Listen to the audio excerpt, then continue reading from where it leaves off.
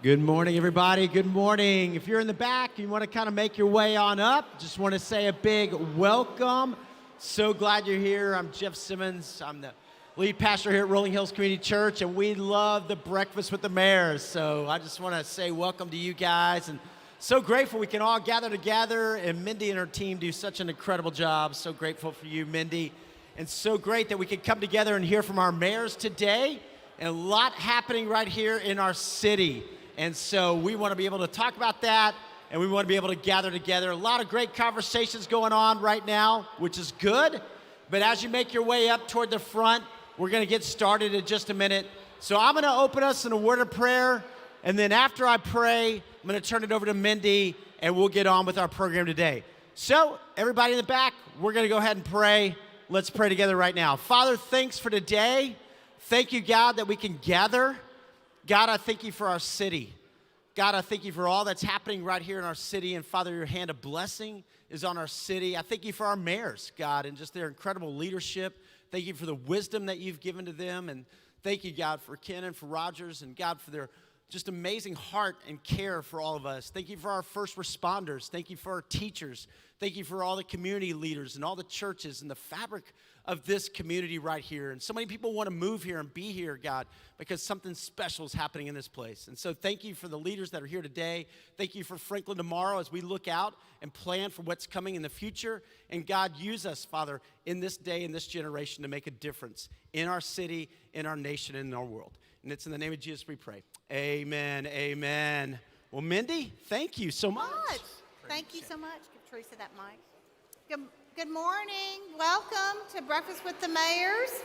I'm Mindy Tate, CEO of Franklin Tomorrow, and I want to introduce our new board chair, Teresa Ashworth Harris. So welcome, Teresa, to the stage. Did you know that this was part of it when you agreed to be our board chair, that you got to stand up in front of a couple hundred people every quarter and say hi or anything? Well, I did pay attention when Patrick Baggett was our chair and Alina Bell before him, so I had an inkling, but this is a different view from up here. It is a different view, for sure. But you lead up our 25-member board of directors, and so we appreciate your leadership. And we have 3 new board members for this year. Would you like to introduce them for us? Yes, I will. We do have an amazing 25-member board, and joining us this year are Paula Harris, Jessica Lucian, and Elaine Whitney. So I would love for you to welcome them, as well as all of our other board members. If we have a board member here in the audience today, please stand up or give us a wave from wherever you are. So we really appreciate our board members, and many of them came to us by serving on committees. We have an active committee structure, and we've just finished updating our 3-year strategic plan, and now we'll be formulating our committees for the next year or 2 years. And so if you're interested in serving on a community organization committee, speak to me or Teresa or Emily, who's our operations administrator, or one of our board members. We'd love to get more people involved. We certainly would. So that's where most of these new board members came from. So we also have great partners to help us present our events. In 2023, Breakfast with the Mayors is being presented with Pinnacle Financial Partners, and I know I saw Vicki Manning here, so thank you. And this year they are joined by Gresham Smith as a co-presenting partner, and I saw their past chair, Al Pramick, here. So let's thank them as their representatives stand.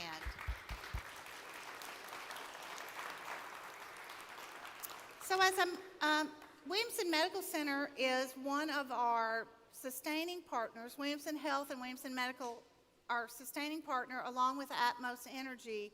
And Atmos is represented by Kenny Hay and Christina Christensen, who are here this morning. So thank them as well. And we're going to give a chance to Michelle Simpson to come up and tell us a little bit about what's happening with Williamson Health. We'll all get used to saying that soon. Thank you, Mindy. I just wanted to start with a little informal poll. So how many of you have heard that Williamson Medical Center has recently gone through a change? We have a new parent brand and a new logo. Okay, good. Okay, wonderful. So the news is getting out there, and I thank Mindy for letting us be here today to share with the rest of you who haven't heard. We are so proud of our partnership with Franklin Tomorrow and love sponsoring all the different events like Breakfast with the Mayors. So thank you for this opportunity. It was last month we celebrated 65 years of Williamson Medical Center, and in that time we have grown. Yes, you can clap. We'll take that. We have grown to so much more than just the small community hospital that we started, and we actually have more than 30 different locations now across the county. That includes all of our EMS stations, that includes our physician practices that are out in the community, our bone and joint clinics, so much that we're offering the community. So with that timing, and also it was about a year ago that Phil Mazuka was here on this stage talking about our new expansion project, the $200 million project we have underway. We sat back and we said, you know what, now is the time to rebrand, to let people know we are more than just the medical center. And so the new parent brand that we have is Williamson Health. That is the parent brand that sits on top of everything we do, including Williamson Medical Center. And then we have the new logo to go along with that. So I'm going to show two quick videos. The first just explains the process we went through, and then the second is our new commercial that maybe you've seen around town or on TV. And then a few quick ways. If you want to learn more, you can go to williamsonhealth.org. You can follow us on social media, just finding us on Instagram, Facebook, Twitter, and LinkedIn by searching Williamson Health. Or you can pick up the latest issue of Southern Exposure magazine, and Phil Mazuka, our CEO, is on the cover. There's a great story in here about our rebrand. So thank you so much, and I guess we'll show the videos.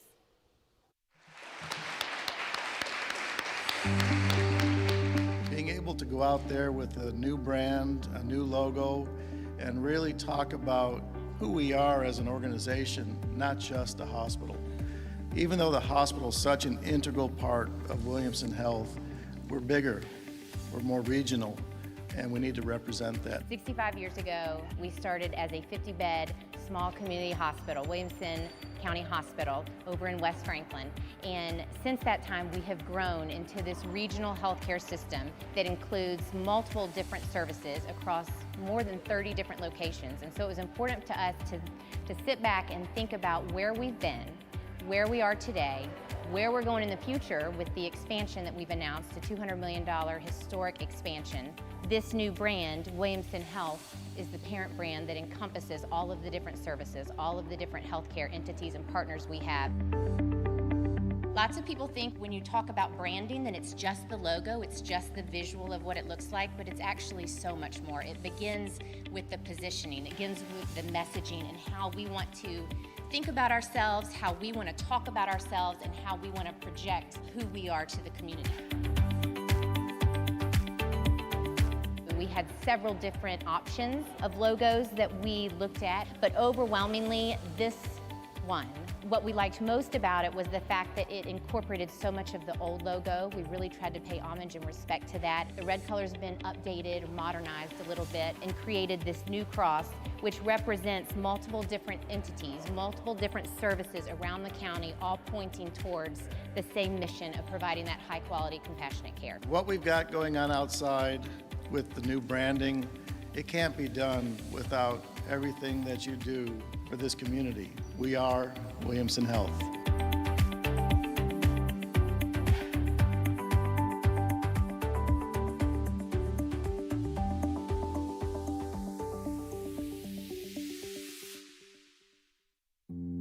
Williamson County is a community unlike anywhere else. But that's not news to you. It's why you chose to live here. Hardworking, humble people who share a deep commitment to making their community better every day. We know this because, just like you, we are Williamson County. Williamson Health has been dedicated to serving Williamson County for more than 65 years, growing and transforming right along with it. We put our heart and soul into helping our friends and neighbors. Whether we're caring for patients, supporting our local high schools, or partnering with local nonprofits. For us, it's personal. We believe you should have the best possible care right here at home. After all, your family is here. Your memories are here. Your community is here. Your heart is here. You shouldn't have to go anywhere else to get the care you deserve. Williamson Health is committed to providing world-class care that's close to home. With our award-winning hospital, Williamson Medical Center, strategically located physician practices, the renowned Bone and Joint Institute of Tennessee, state-of-the-art EMS stations, and so much more. No matter where you are in Wilco, exceptional care is here.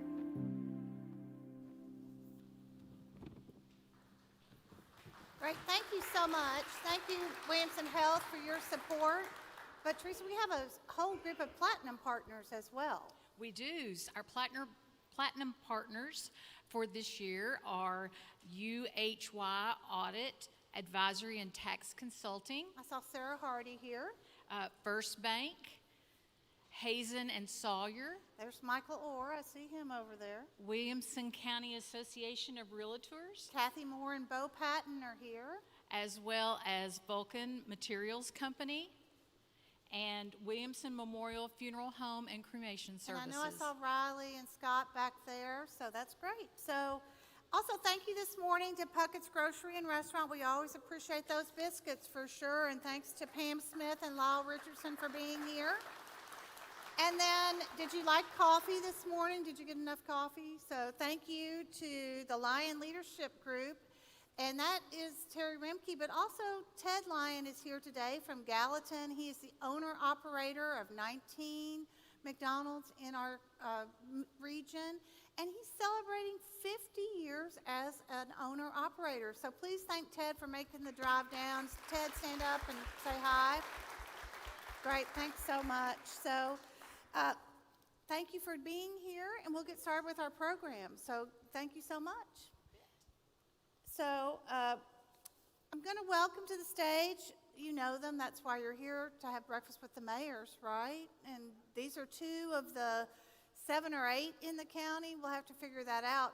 But I'll ask Williamson County Mayor Rogers Anderson and Franklin Mayor Dr. Ken Moore to come to the stage for the remainder of our program focused on 2 mayors' shared vision. So thanks, guys. Rogers, that's you. Good morning. Good morning. Good morning, Mindy. Oh, yeah, well, like, we haven't already said good morning, but we did already say good morning, so it's... This looks like some furniture we could use in the new city hall. Yeah, Yeah. there's some new city hall furniture. You're going to need some. I bet we'll hear about that a little bit. You might. I don't know if we'll hear about that or not, but I think, Mayor Moore, you are first to sort of talk about your 2 mayors' shared vision for the future of Franklin. And I think we maybe have a video that you 2 made that we might show right now. Are y'all feeling pretty good? You did pretty well on the stairs. Because you both have had some surgeries in the last year, right? You're familiar with Williamson Health and Bone and Joint Institute of Tennessee, right? I'm not saying you're old or anything. I'm just saying you've had some surgery. Maybe you need to have Michelle come back up here and give you some of the benefit. Or maybe I just need to think about HIPAA or something like that. Yeah. Or maybe your hip. Well, I do think there's a video, right? Well, we had this program planned so long ago, I've forgotten what we did. But my knees are really working good. Thank you, Williamson Medical. Oh. And Rogers, you had a knee replacement? Yeah, as usual, I took over what Ken didn't want, came in second. He only had half a knee. Well, so just a little video from these 2 showing some fun and their appreciation. So we'll let it get that video, show that video.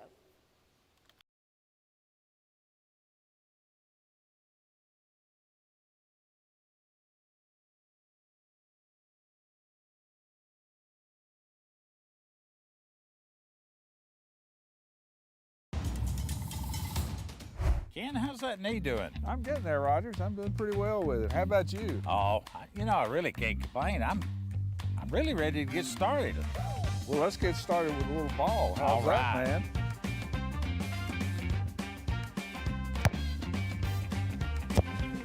Let's move out a little farther. What do you think, Roger? I'm all for it. How's this? A little farther.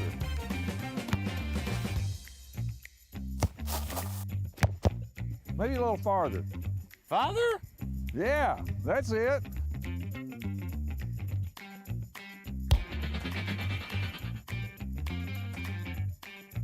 Watch this, Rogers.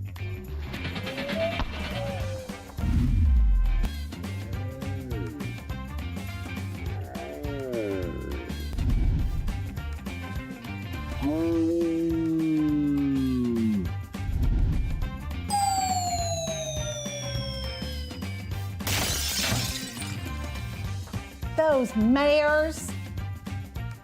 Looks like we got our money's worth at Boney Joint. We sure did, but I hope we don't get in any trouble.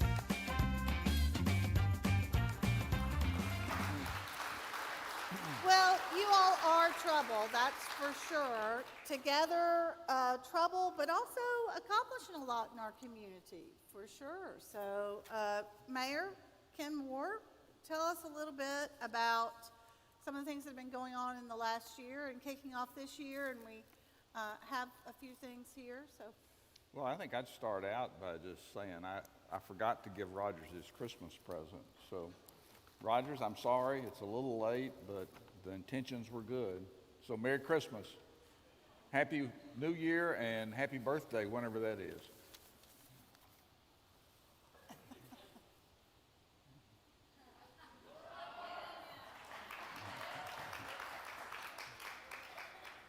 Well, we didn't want him to feel left out, so there's something for you. They do have a shared vision, so see, Ted, I'm sorry about this. Would you keep on sending the coffee and the biscuits?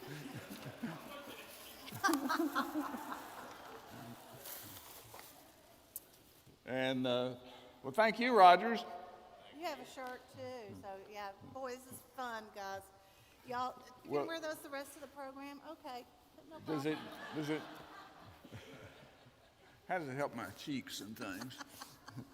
Well, we always have fun, and Rogers, thanks for being such a great partner and friend here in Williamson County. And I just wanted to start out just maybe talking about how people continue to seek out our community to relocate their businesses. And last year we had 5 corporate relocations, over 1,000 jobs, and we've already started out this year with the announcement of In-N-Out Burger, which is going to build a headquarters down in southeast Franklin and bring about 300 employees here. And it's created a lot of buzz because it's kind of a iconic brand out west, and this will be their first foray into the United States east of the Mississippi. So we're excited about that and so on.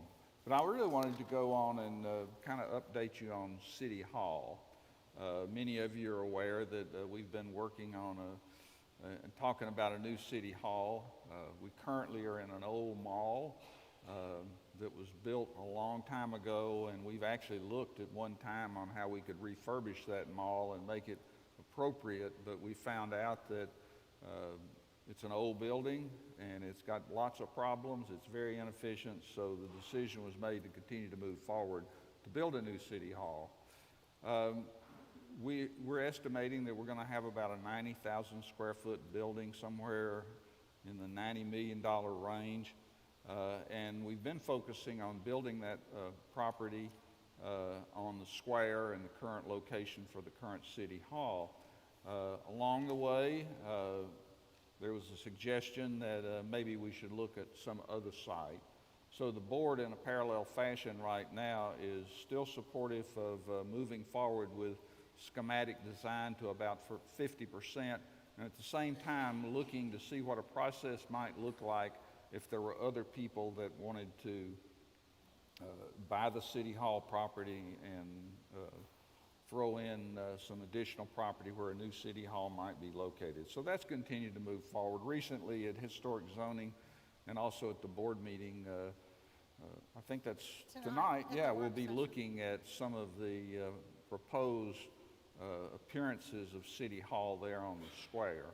So watch it if you didn't watch historic zoning, you can grab it there.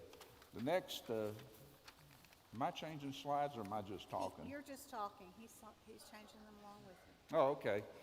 The next is I wanted to talk some about some of the road projects that are going on. And believe it or not, Franklin Road will eventually be finished. It's been a difficult project, and you know, whenever you're trying to cram in so much infrastructure in the road, and much of it is very, very old and has to be replaced, it's a challenge. We had hoped that it would be done earlier. It looks like now that this spring they'll be putting the final top coat on.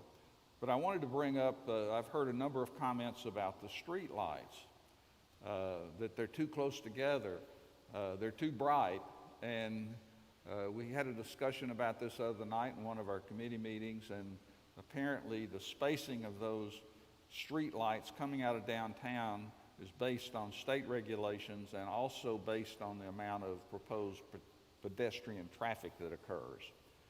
So as you notice, the further you go out, the wider they become as far as their spacing. We're looking at, number one, to start by putting some shields on those street lights to see if that will help some of the light pollution that people are concerned about. And secondly, we'll be looking to turn the voltage down on them so they're not quite as bright if the shielding doesn't work. I did want to bring you up to date on McEwen from Cool Springs to Wilson Pike. That project, the right-of-way has now been obtained, and so we're continuing to move forward to get that project bid probably late this year, early next year is my understanding. Columbia Avenue, we're not far from being able to start obtaining the right-of-way on it. Right now, the environmental evaluation is being done by we've done the environmental and we turned it over to the state, so we're waiting their response. We still talk about Southeast McHatcher Parkway from Columbia Avenue to Murfreesboro Road. We've been pushing that in their Transportation Policy Board.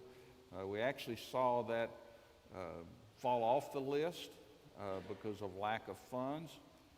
But we protested and it's back on the list, so we'll continue to push that. And that would be widening Southeast McHatcher. Yes, I'm sorry. It would be widening it to 4 lanes, exactly. You're going to see construction start this spring on a bridge going across the back of Harlansdale Park. Thank you, Friends of Franklin Park, that's helping us with that. Bicentennial Park, we're going to be bidding that finally. And then the last thing was the Southeast Park. We're looking to, we bid Southeast Park. We didn't like the way the bids came in, so we're going to combine Robinson Lake and Southeast Park and LEG's Dream World. I saw Brandy Blanton here this morning. I don't know if we have other aldermen here, but good morning if you're here. So we'll be rebidding that and trying to come up with to move it forward.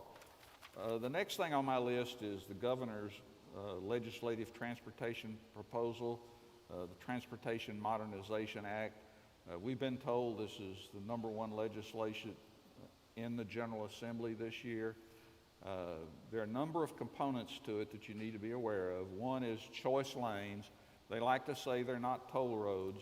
They say that these are public-private joint ventures that would build additional laneage, and those additional laneages would be monetized by the public-private partnership to pay for them.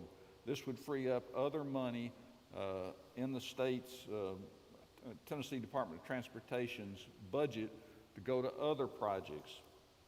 Secondly, design build has been an important thing that the state has used on occasion. Probably the most recent project you can think about is 440 in Nashville. That was a design build project, and you know that project moved through very, very fast. They've been limited on the number of design build projects that they've been able to do by state law, and so they're looking to increase that number again to free up money to build other projects. Lastly, electric vehicles. You know, if you remember, our state roads are funded by gasoline tax. A number of years ago, we had the Improve Act, which increased the gasoline tax. Unfortunately, the number of projects that were to be funded by the Improve Act were supposed to be done in 10 years, and because of inflation and other things, it's now 40 years to build those projects. So the EV fee currently is $100, and the General Assembly may consider whether to increase that fee to make sure that they're paying their part. Lastly, if there's a picture of Deputy Governor Butch Ely there, I put that in because Butch did come to our mayor's group and talk to us about this particular project, and I just wanted to put it in because I want you to know that your elected officials from the cities in Williamson County and our county mayor all have relationships, and we think those relationships are important, that they're contacting us and talking to us about their projects and getting our input. So I think that's important to understand that. And then lastly, well, not lastly, next is just a projection on the revenues for the city. We continue, just like the state, to see good times as far as our funds, and we're going to anticipate about a 3.5% increase in our revenues next year.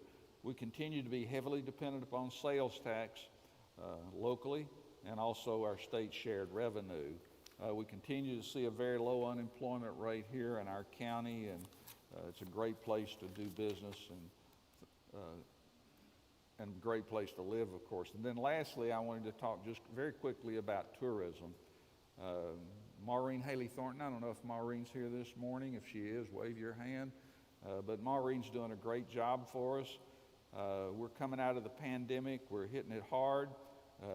And visitors last year spent $1 billion in Williamson County. What does that mean for us that our homes here have homes here in Williamson County? It means that we're saving $1,111 of taxes because tourists are coming and spend their dollars here. So we continue to support tourism, and I think it's going to continue. Those numbers are going to continue to rise. So that's Thank you it. so much. We'll come back with some questions that were submitted. So Rogers, we let the little mayor go first. We'll turn it over to the big mayor now to, you know, the overall bigger picture. Go right ahead. Well, first of all, I know there are other elected officials out in the audience. County commissioners, I saw the sheriff here, so judges, if they would stand, aldermen, so we can acknowledge you, because really Ken and I are up here, but you're doing all the work. Oh, great.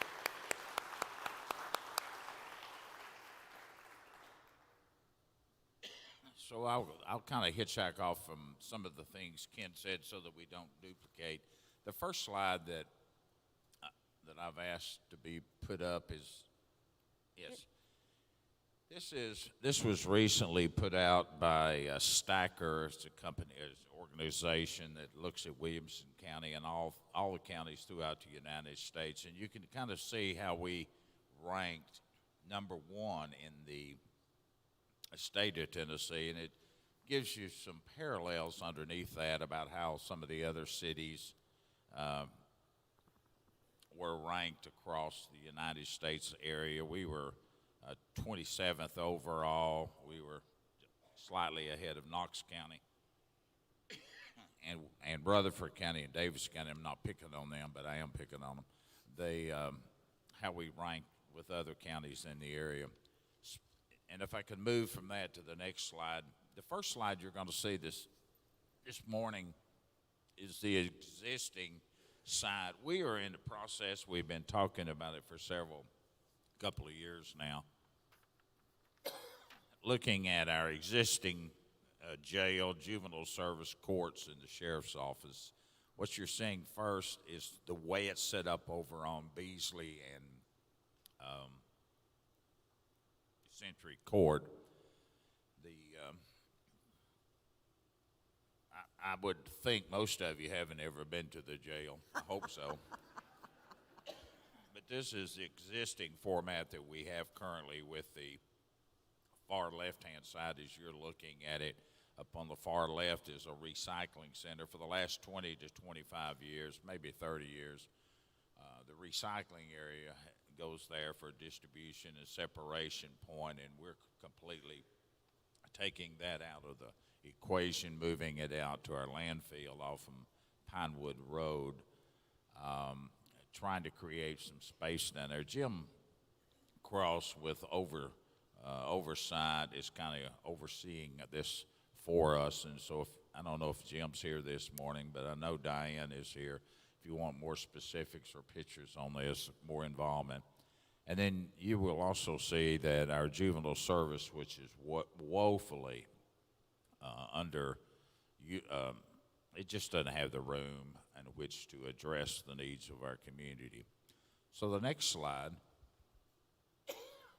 gives you an idea of how the overall site plan will develop as we push this out. You will see there's a lot of moving parts on this, but at the end of the day, we're going to have an award-winning juvenile service center, which we can address the needs of the many youths that we have, on which Sharon Guffey, Judge Guffey, oversees on a daily basis. Dusty Roads area, the jail.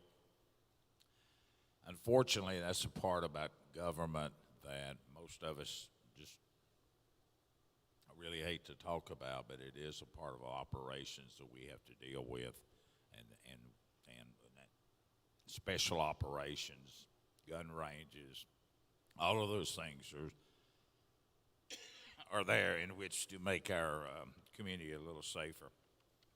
So I'm not going to spend a lot of time on that. I'm going to lean up and you'll throw the next slide. So what are we doing out into the rural area? This is under the oversight of Gordon Hampton's the new ball field, recreation complex, library, soccer fields. This is in Bethesda. This will be the last of the regional recreation facilities we have throughout the different parts of our county, either working with our cities or working independently as we're doing on this one with ourselves. This is a 2.5, 3 year project out to be completed. It's about 2 years deep into it. That area out there is one of the faster growing areas of our community. And we will be installing artificial turf on these soccer fields. The purpose of that is we continue to grow our county, sees more and more youth using the soccer fields, lacrosse, both boys and girls, and so we're trying to address some of those needs, as is Franklin, as is Brentwood, some of the other cities. Everyone's trying to build those in their jurisdictional area, and this is an area we feel will be very strong. It's also time for us to invest some money and time and energy into our library system. So look for that out from Duplex Road, right in an area that Bethesda and Thompson Station all should be able to use that. The next slide is a facility we are finally closing in on. This is on Peacock Hill Road, Peacock Hill Park. This is out in the southern part of our community. Several years back, it was a family that gave us 250 acres of a beautiful, pristine site in our county. It's out on Giles Hill Road. If you know where that area is, out towards, like you go to Marshall County, Bedford County, down in that area. Very rural part, have a lot of trails, park facility. I'm excited about up on the upper part of that plateau is a flat area. There'll be plenty of trails in which to walk and get a good day's exercise, but on the top of that, Well, when we inherited this piece of property, there was an old church, small church, that we're not sure about all the history of this church. Apparently it didn't have a very large congregation, probably would seat 12 or 15 people. But it was a place that was located, and we wanted to preserve that, and so Gordon and them to be able to have some sunrise services out there and use that park in a way that maybe our ancestors would just see the beauty of a hilltop like that. And I'm being told that we can see several different counties from that spot. So look for that to open up sometime in the late summer, early fall. The next slide, and I'll kind of speed it up, is Timberland Park, 70 acres, been open now a couple of years. If you haven't had an opportunity to go out there, I would encourage you to do it. There's 3 trails. There's a beginner's trail, intermediate, and advanced. We also have connectivity to over 250 acres that you continue your hiking and walking. It is absolutely Smoky Mountain beautiful is what I call it, with completely solar building, wells. It is where you would go out Highway 96, new Highway 96, like you would go to the Trace Parkway, get up on the Trace, turn left. It's about a mile on your right. You can't miss it, and we operate that under the same hours as the Trace Parkway and things like that. 70 acres. Go out, take your children, take your animals. Gorgeous. The next one for you that are more adventurous, like Ken would do, this is mountain bike.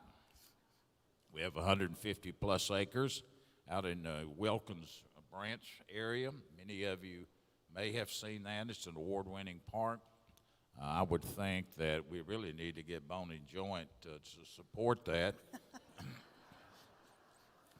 because I went out with one of my grandsons, and unfortunately, fortunately, I didn't ride. He had a great time, and over the handlebars a little bit he went, but he was all right. But absolutely, this is one of the only parks in the Middle Tennessee area. I think Percy may have one. But as far as the activities for getting rankings to do, you have to go to Chattanooga and Knoxville.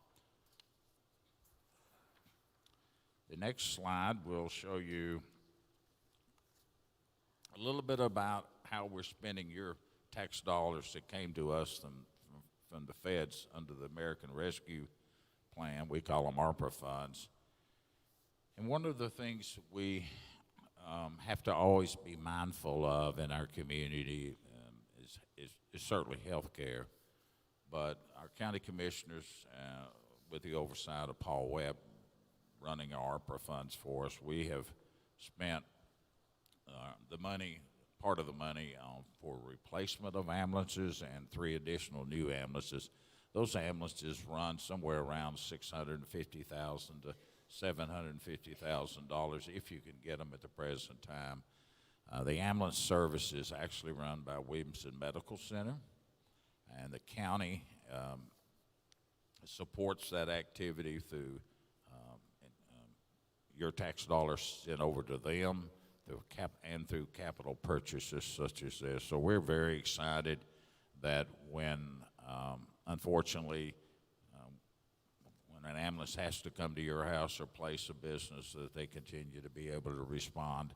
I think at the latest, maybe Michelle could do I think we have 16 ambulances now, 18 ambulances that serve our community with response time trying to get to you in about 8 minutes. So that's critical when you have a heart attack and any kind of sports injuries that you may have. The next slide, if I jump to, this one's kind of new. Middle Tennessee Electric and United several years ago formed a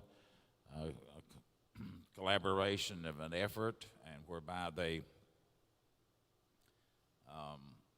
formed their forces together so that we could have better communications throughout our county. Now, this is not saying anything any more than the fact that United has formed up with Middle Tennessee Electric. I fully realize the value of AT&T and all the Verizon, all the other carriers that we have. About 2.5 years ago, in a meeting that I was in, I brought up the fact that we needed to have better communications in Williamson County. We really saw that during the pandemic period, that our children, our places of work, we just weren't connected well out in the unincorporated part of our county. So we've really made a conscientious effort, and one of those efforts is through broadband. And you can see up on the slide that we have received a total of about $19 million. We're using some ARPA funds, we're using some grant match funds, and through the states, and all of these are in the bank as United continues to build out the southern part. Southern part would be College Grove up to Triune, a little bit into Nolensville, swing through the lower part of Franklin, Bethesda, lower end of Thompson Station to Spring Hill, trying to serve all of our communities. So what does that look like? One of the challenges that we had in the county was Slogo, if any of you are old enough to remember the cartoon character by the name of Slogo. He said, "We found the enemy, and the enemy is us." And so we rewrote, under the oversight of legal and our community development, our small cell regs that we have, hoping to be able to push these out a little bit further. We need both in our community. If you're driving down I-65 south, you go through the Brentwood area on the interchange, you go up over Columbia Avenue, up towards Winstead Elementary School. Many different pockets in our community that just did not have good reception. So we've made an effort. I think we're 4 towers contracted now to be strategically put in our community for public safety and for your use. We'll build the towers, then we'll lease out those towers to these different subscribers like Verizon, AT&T, and mobile.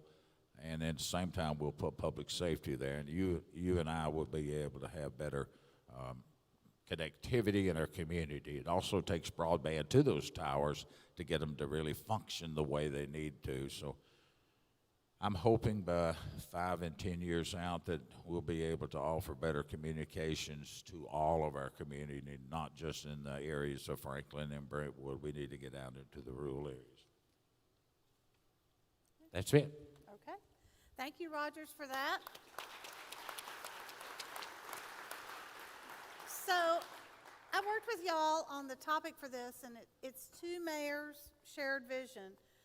I mean, you do different things as the county mayor or the city mayors or other city mayors that might be here. But how do you all work together, and why is that important?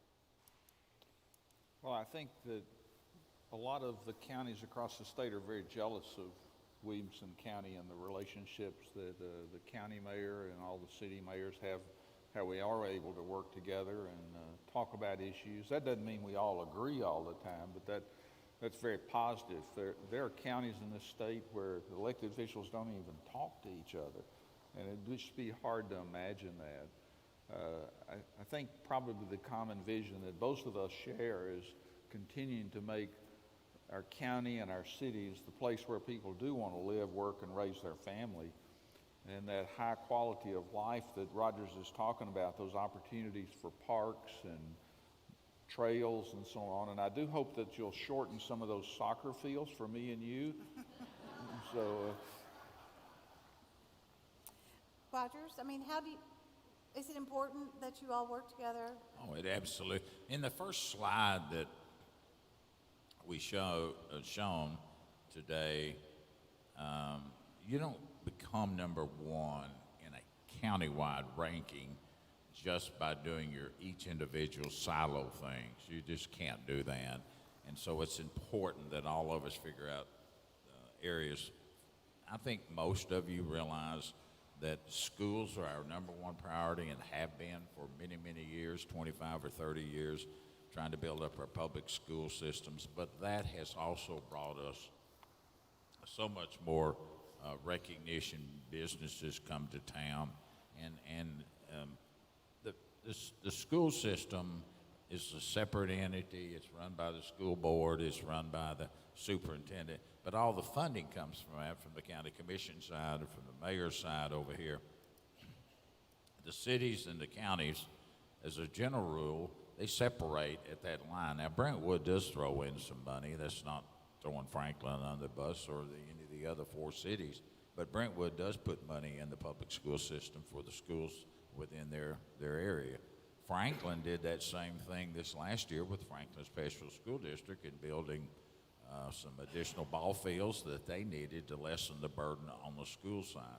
As we continue to grow, though, it's important, whether it's roads, and Ken's dead on target, trying to stay communicated with the state boys and the federal boys and girls to be sure they recognize that Williamson County, even though it sends a lot of money to Nashville, it doesn't always receive the same equal amount coming back. So you've got to stay on top of them, because there's 95 counties and everyone is asking for those roads. They're asking for those new building projects that the state can put together, and we just kind of have to get in line and prove our case to them. And you brought up the state, and both the city and the county get a fair share of state shared taxes and or the local sales tax, or the sales tax is important. Explain how some of the things that, such as the grocery tax holiday or the single article cap on sales tax, are impacting Williamson County, and why it's important not just to work within the county and with each other, but at the state level as well. Well, you've asked something that may take a long answer, but I'll try to make it brief. And first of all, the governor has declared a sales tax holiday on groceries. But in his budget, he has $412 million to make sure that cities are held harmless. So I have talked to our members of the General Assembly to make sure that there is complete transparency, to make sure that we are not having a shortfall because of that. There's two things that you need to understand, or I'd like to try to talk about. One is state shared tax. Which is, we're paid so much money based on our population per capita. That particular formula traditionally changed back when the state was having some financial problems, and on the back of cities, they increased the state sales tax, but did not do the traditional sharing. So one of the things we've been pushing with the Tennessee General Assembly is go back to that old formula for all the cities as far as the way they share state shared taxes.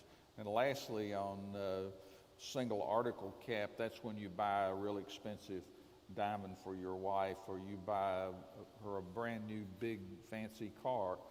The state changed that formula also during some of the downtimes in the state of Tennessee, and did not change the formula such that it benefited cities in a similar fashion.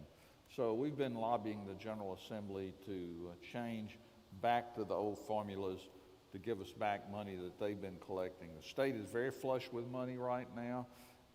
They've put $3 billion into the Transportation Modernization Act, and I certainly applaud the governor and the deputy governor and Commissioner TDOT efforts to start something as far as transportation. That's been a big focus of mine ever since I was elected, and it's been like pushing a rope up the hill. This is a start. It's not the solution.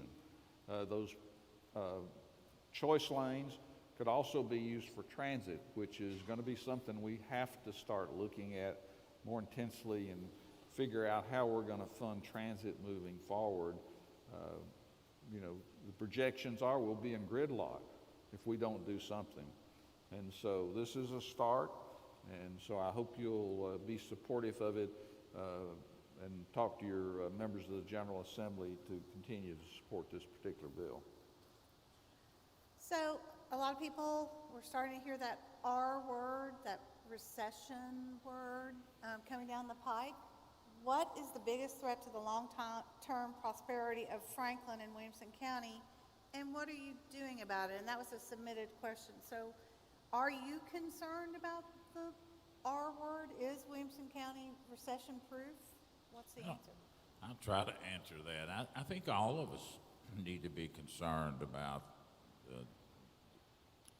the cost of goods, getting the materials in on a timely basis, whether you're in the real estate business, you're in the construction business, or you're someone like Ken and myself that sit on many multiple boards, and the commission has to oversee, and the aldermen have to oversee all of these funds and projects that we're doing.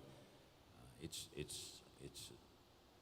unfortunate where we are in our particular society. You've got a very strong, robust economy, but at the same time, the feds are trying to hold that down, so the interest rates doesn't just take off, and yet I don't know what the current interest rates are. I will know when we have to go to bond.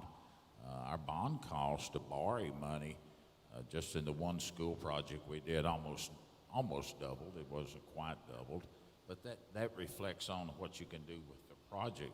That particular jail and juvenile services that we were talking about, our latest estimates are $250 to $300 million.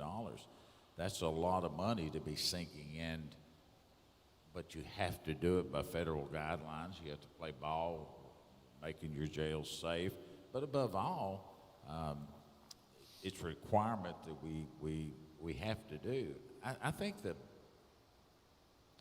recession hits us, inflation hits us. I know I will watch that stock market and try to get as much information as I can on a daily basis of what's going on, but it affects us in all of us and how we pay our employees. I mean, when we say we're going to do a 1% or 4% pay raise, and I'll just throw that out, there's all kinds of ways to do it. That's millions of dollars. 85% of the funding within schools is in the salary line. Hiring good people, finding good people to work anymore is a very challenging and I just don't know where all the people went that were working prior to 2020. I don't have a clue, but I know they're not lining up to come to work. And then you've got the added burden of keeping people employed. People are looking at retirement in a different way than they did 2 or 3 years ago with the cost of goods. I'm not saying anything with the new revelation up here, but it is mindful. I know Ken is that way. I'm that way. We need to be mindful of when we start these projects that we've got the money to complete them. And so sometimes you just drag your feet, or you just, the word no to me is a word that I use oftentimes. We just can't do that project at this point, and it costs too much. We had one that we were trying to do around the complex on West Main, and it came in double on the estimated bid, and I said, just shut it down. We'll look at it again in another year or two. And I just feel that I'm trying to lead, and Ken's this way, and all these 6 mayors that we have, sometimes you just have to say no and live with what you got. That's kind of what you do around your house. Ken, do you have any thoughts on what can do to protect, or what the biggest threat to the long-term prosperity of Franklin is? Well, we look very carefully at our revenue stream every single year when we're doing budget, and the slide that I had up there showed a very modest projection for increased sales tax revenue for the city moving forward. I would say that we have had experience whenever we had the turn down in 2008. We stopped a lot of or adjusted a lot of the things we were doing. We had no layoffs and no loss of services to our community. So we have some experience dealing when there is a downturn. Hopefully, there is no downturn, but we'll adjust if there is. So did the pandemic give you all kind of a glimpse at what could happen in a significant downturn in the economy? Did it change much? Wow, I think we're still not appreciating, seeing the impact of the pandemic in our community. We saw businesses close. We saw people doing businesses in a new way that we never thought about. We went from almost full capacity in our office buildings in Cool Springs to about an 80% occupancy level. And we saw a significant impact of change in our mental health in our community. Suicide rates went up, a lot more calls for behavioral health issues. So we're still recovering from the pandemic, but we're a resilient community, we're a resilient county, and I don't know any place that's a better place to live and where we have so many talented people that love living here and giving back to the community. And cheers to every one of you for getting up early this morning and coming out, and thanks for contributing to making our city and counties such a great place to live, work, and raise a family. We like to get people out of here on time, but I have one last question for you. Do you all have a personal goal or outlook for 2023? Personally, I do not want any more knee surgeries.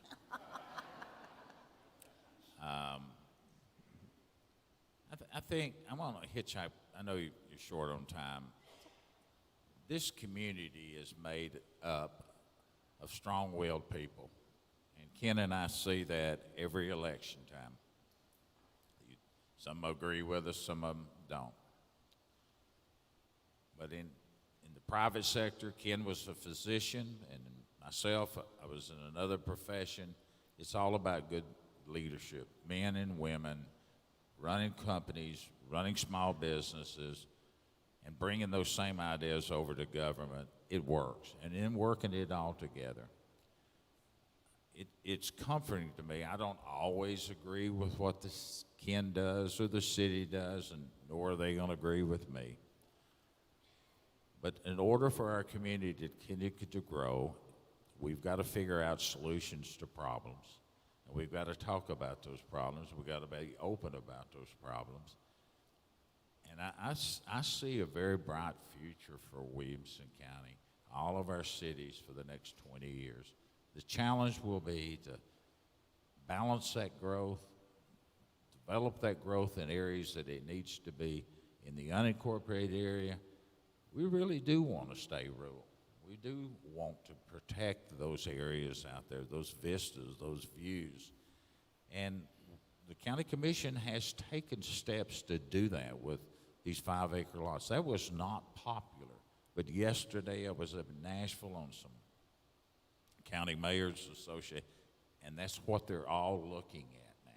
They're trying to preserve as much of the land so we don't have this sprawl that you hear so much about, because it's very expensive when you have to run water and sewer and the other infrastructure to all these communities out there.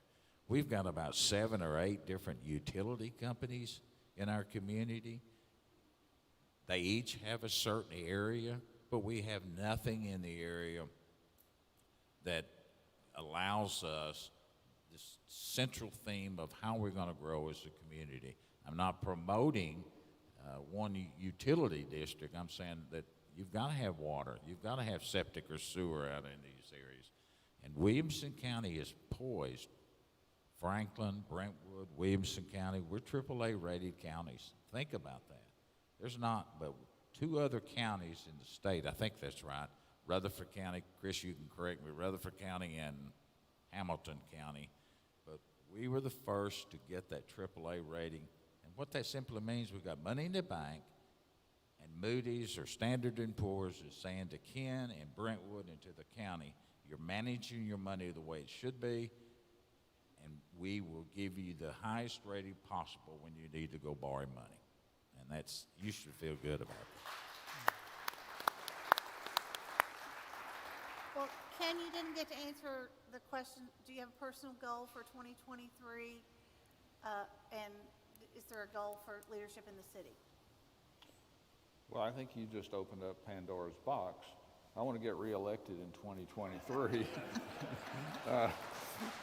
But